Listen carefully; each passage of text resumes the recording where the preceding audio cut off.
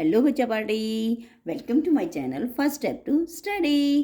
कैसे हैं आप सब? उम्मीद है आप सब ठीक होंगे और अपना ख्याल रख रहे होंगे और अच्छे से पढ़ाई कर रहे होंगे। जो हमारी पढ़ाई का चैप्टर चल रहा है वाक्य विचार। वाक्य विचार क्या होता है, कैसे होता है, कितने प्रकार का होता है, ये सब हमने भाग 1 में यानी कि लास्ट वीडियो पार्ट 1 में हमने पढ़ा। पार्ट 1 में हमने पढ़ा कि वाक्य किसे कहते हैं, वाक्य के कितने अंग होते हैं या भाग होते हैं या भेद होते हैं, और हमने उसमें रचना के आधार पर वाक्य कितने प्रकार के होते हैं ये भी पढ़ा।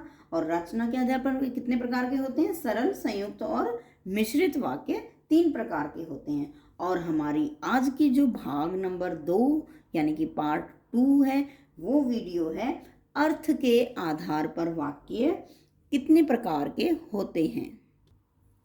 अर्थ के आधार पर वाक्य जो हैं वो 8 प्रकार के होते हैं। जो हमारे यानी कि जो मीनिंग निकलता है उसका जो बेस है उसके आधार पर, उसको आधार बनाकर हम वाक्यों की पहचान करते हैं। उसके जो पार्ट है वो कितने भाग के होते हैं? 8 प्रकार के होते हैं। कितने प्रकार के? 8। और कौन कौन से? अर्थ के आधार पर वाक्य 8 प्रकार के होते हैं। कौन कौन से? विधानवाचक वाक्य, निषेधवाचक वाक्य, प्रश्नवाचक वाक्य, आज्ञावाचक वाक्य, इच्छावाचक वाक्य, संदेहवाचक वाक्य, संकेतवाचक वाक्य और विस्मयवाचक वाक्य। इन्हें विस्मयादि बोधक वाक्य भी कहते हैं। ये कौन से कितने हैं? 8 प्रकार के।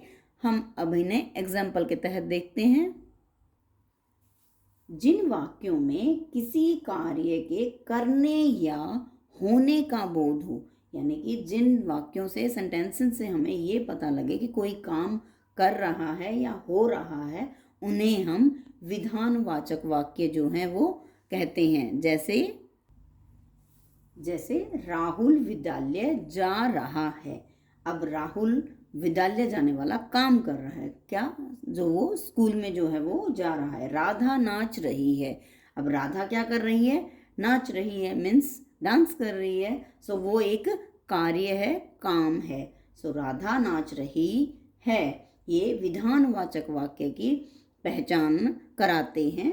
वर्ड्स, जो शब्द जो हैं, वाक्य जो हैं, वो विधानवाचक वाक्य की पहचान जो है वो करा रहे हैं। और दूसरा जो है वो निषेधवाचक वाक्य। अब ये निषेधवाचक वाक्य की पहचान हम कैसे करेंगे? जिन वाक्यों से काम न होने का भाव प्रकट हो, यानी कि जिन वाक्यों में जब हम उनको पढ़ रहे हैं, उनको लिख रहे हैं, तो उसमें कोई कार्य नहीं हो रहा हो, उससे हम निषेधवाचक वाक्य कहेंगे। जैसे वे नहीं आ रहे हैं, इसमें हमें देखो कैसे, क्या पता लग रहा है बच्चों कि वे नहीं आ रहे हैं, यानी कि किसी ने आना था जो अब नहीं आ रहे हैं। उस भाव को जो है ये वर्ड्स, जो वाक्य जो हैं ये प्रकट कर रहे हैं। यानी कि राहुल खाना नहीं खा रहा। अब राहुल क्या है? खाना जो है, काम जो कार्य क्या है, खाना खाना, वो नहीं खा रहा है। इस वाक्यों से हमें पता लगता है कि कोई कार्य जो है, जो काम जो है वो नहीं हो रहा है। यानी कि जिन वाक्यों से काम न होने का भाव जो है वो प्रकट हो, उन्हें हम निषेधवाचक वाक्य कहेंगे। और जो नेक्स्ट है वो है हमारा प्रश्नवाचक वाक्य।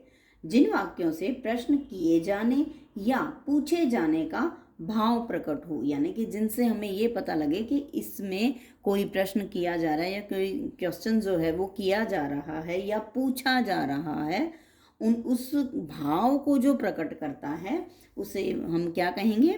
प्रश्नवाचक वाक्य। जैसे देखो, क्या आप आ रहे हैं? यानी कि इसमें किसी से कोई प्रश्न किया जा रहा है, क्वेश्चन किया जा रहा है, क्या आप आ रहे हैं? कौन आ रहा है? यानी कि वो भी एक क्वेश्चन पूछ रहा है कि कौन आ रहा है।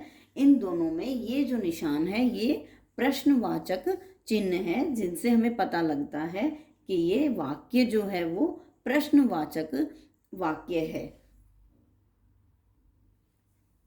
और आज्ञावाचक वाक्य जिन वाक्यों से आज्ञा, अनुमति, विनय, अनुरोध का बोध हो उसे हम आज्ञावाचक वाक्य जो है वो कहेंगे। जैसे मुझे 2 दिन का अवकाश दे दीजिए, यानी कि इस जो वाक्य है जो है उसमें क्या है, किसी से अनुरोध किया गया है कि मुझे 2 दिन का अवकाश दे दीजिए, विनय किया गया इधर बैठ जाओ। अब ये आज्ञा दी जा रही है कि आप इधर बैठ जाओ, इससे हमें इस बात का बोध हो रहा है। शोर मत करो, ये भी एक आज्ञा है, या फिर आप इसे अनुरोध वाले में भी देख सकते हैं कि शोर मत करो, यानी कि आपसे अनुरोध किया जा रहा है, रिक्वेस्ट की जा रही है कि आप शोर मत करो। इससे हमें अनुरोध, आज्ञा और अनुमति की भाव जो है वो दिख रहा है जिन वाक्यों में, तो हम इन्हें क्या कहेंगे, आज्ञावाचक वाक्य। यानी कि जिन वाक्यों से आज्ञा, अनुमति, विनय, अनुरोध का बोध हो उन्हें हम क्या कहेंगे, आज्ञावाचक वाक्य। और 5वां जो हमारा है वो है इच्छावाचक वाक्य। इच्छावाचक वाक्य क्या होता है बच्चों, जिन वाक्यों से इच्छा, आशीर्वाद, कामना, शुभ कामना आदि का भाव प्रकट हो। यानी कि जिन वाक्यों से हमें ये पता लगे कि आशीर्वाद लिया या दिया जा रहा है, कामना की या दी जा रही है, किसी को शुभ कामना दी जा रही है, उन शब्दों से, उन वाक्यों से जो हमें भाव जो है हमारा वो प्रकट हो, यानी कि उनसे हमें पता लगे कि इन चीज़ों की वो जो हमें है पता लग रहा है, भाव प्रकट हो रहा है, उन्हें हम इच्छावाचक वाक्य जो है वो कहेंगे। जैसे ईश्वर आपकी रक्षा करे, इसमें क्या है कि किसी को रक्षा करने की कामना की जा रही है। ईश्वर आपकी यानी भगवान जो है आपकी रक्षा करे, हेल्प करे, आपकी यात्रा मंगलमय हो। इन सेंटेंसेस से हमें ये पता लग रहा है कि हम किसी के द्वारा किसी को आशीर्वाद दिया जा रहा है, कामना की जा रही है, या फिर उसके लिए शुभ कामनाएं मांगी जा रही हैं कि ईश्वर आपकी रक्षा करे, आपकी यात्रा मंगलमय हो। सो ये जो आशीर्वाद, कामना और शुभ कामना का भाव जो हमें प्रकट हो रहा है वो कौन से वाक्यों से हो रहा है, इच्छावाचक वाक्यों से। सो इसे हम क्या कहेंगे, इच्छावाचक वाक्य।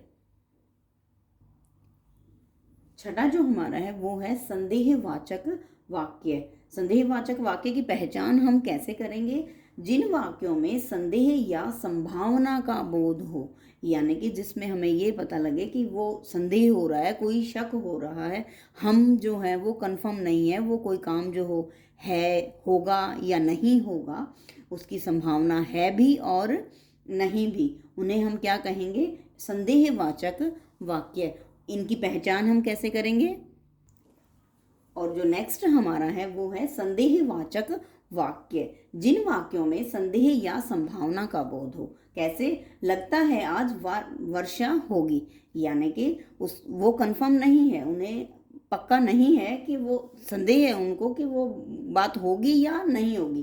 कैसे, पिताजी घर पर पहुंच गए होंगे।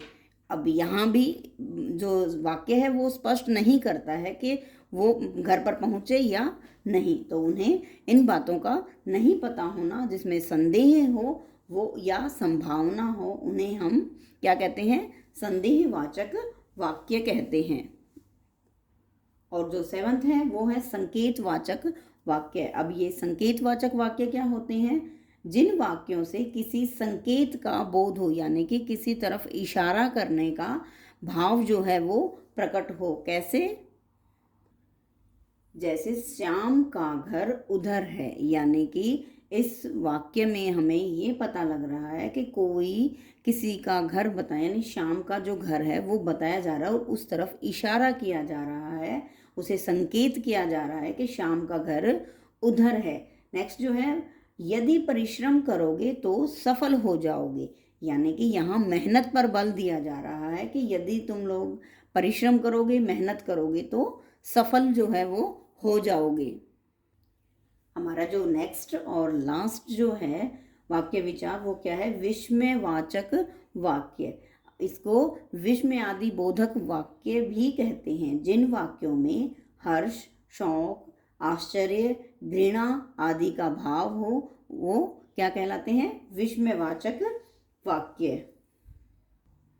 जैसे आप ये वाक्य पढ़िए, हाय मैं लुट गया, यानी कि इससे क्या है कि शोक है, दुख हो रहा है उन्हें, वो भाव जो है वो प्रकट हो रहा है। सेकंड है, वाह कितना सुंदर चित्र है, मीन्स इसमें आश्चर्य, हैरानी जो है वो हो रही है कि कितना सुंदर चित्र जो है, पेंटिंग जो है वो बहुत खूबसूरत है। ओह आज कितना ठंडा दिन है, इसमें हैरानी हो रही है कि आज कितना ठंडा जो दिन जो है वो है। इन वाक्यों से हमें क्या पता लगा कि शोक का, आश्चर्य का और हर्ष का भाव जो है वो प्रकट हुआ। इन्हें हम क्या कहेंगे, विस्मयवाचक वाक्य, यानी कि जिन वाक्यों में हर्ष, शोक, आश्चर्य, घृणा आदि भावों का बोध हो रहा हो उन्हें हम क्या कहेंगे, विस्मयवाचक वाक्य। बच्चों आज का यही वाक्य विचार जो टॉपिक है वो यही खत्म होता है। जो हमारा अर्थ के आधार पर था, जो वाक्य जो है रचना के आधार पर था वो हमने लास्ट वीडियो में किया था, और इसमें हमने किया अर्थ के आधार पर वाक्य 8 प्रकार के होते हैं, और रचना के आधार पर 3 प्रकार के। कौन कौन से, सरल, संयुक्त और मिश्रित वाक्य। और अर्थ के आधार पर 8 प्रकार के होते हैं, विधानवाचक वाक्य, निषेधवाचक वाक्य, प्रश्नवाचक वाक्य, आज्ञावाचक वाक्य, इच्छावाचक वाक्य, संदेहवाचक वाक्य, संकेतवाचक वाक्य और विस्मयवाचक वाक्य या विस्मयादि बोधक वाक्य।